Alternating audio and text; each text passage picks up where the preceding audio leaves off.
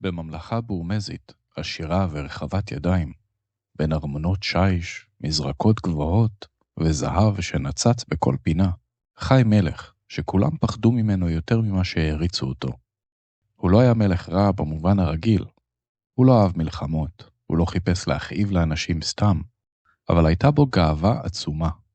הוא אהב כבוד, מחוות, ולראות אנשים משתחווים לפניו.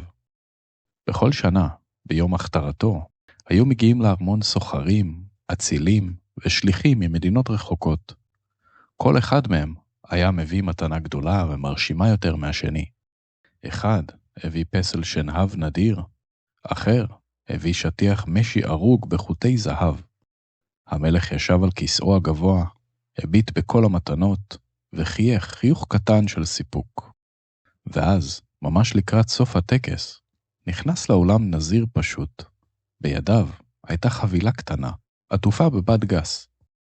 הוא קרא בערך מול המלך ואמר בשקט, אדוני המלך, אני בא ממנזר קטן למרגלות ההר. הנזיר הזקן שלח לך מתנה. באולם נשמעה לחישה קלה, והמלך הרים גבה. הנזיר פתח את הבד, ובתוכו הייתה קערת חרס פשוטה, ובצידה האחד סדק גדול וברור. האולם השתתק, פניו של המלך העדימו. זאת המתנה? שאל בקול כועס. קערה סדוקה, לזה הוא חושב שאני ראוי? הנזיר רעד, אבל אז השיב, אדוני, הנזיר הזקן ביקש שאמסור אותה כפי שהיא. הוא אמר שרק אם תרצה, אסביר לך את כוונתו. המלך כמעט ציווה לגרש אותו מהארמון, אבל משהו בעובדה שהוא רק עמד שם, בכל זאת לא חזר בעצמו, גרם למלך לעצור. דבר, אמר המלך. הנזיר נשם עמוק ואמר, הנזיר הזקן אמר כך, ארמון יכול להיות מלא זהב, אבל אם הלב שבתוכו מלא כעס וגאווה, הרי שגם הוא סדוק. והוא חשב שאולי מלך גדול באמת, הוא לא זה שאין בו סדקים, אלא זה שמוכן לראות אותם. דממה כבדה נפלה באולם. השרים הביטו ברצפה, איש לא העז להרים עיניים אל המלך. לרגע אחד נדמה היה שהזעם של המלך התפרץ. המלך ירד לאט מכיסאו.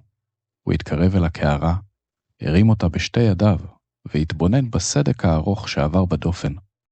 ואז, בקול שקט בהרבה מזה שדיבר קודם, הוא שאל, זה מה שהוא רואה בי? השליח לא ענה, לא היה לו צורך. המלך עמד כך זמן ארוך מול כל השרים, מול כל המשרתים והאורחים. בפעם הראשונה בחייו, מישהו לא ראה עליו רק כתר, אלא את האדם עצמו.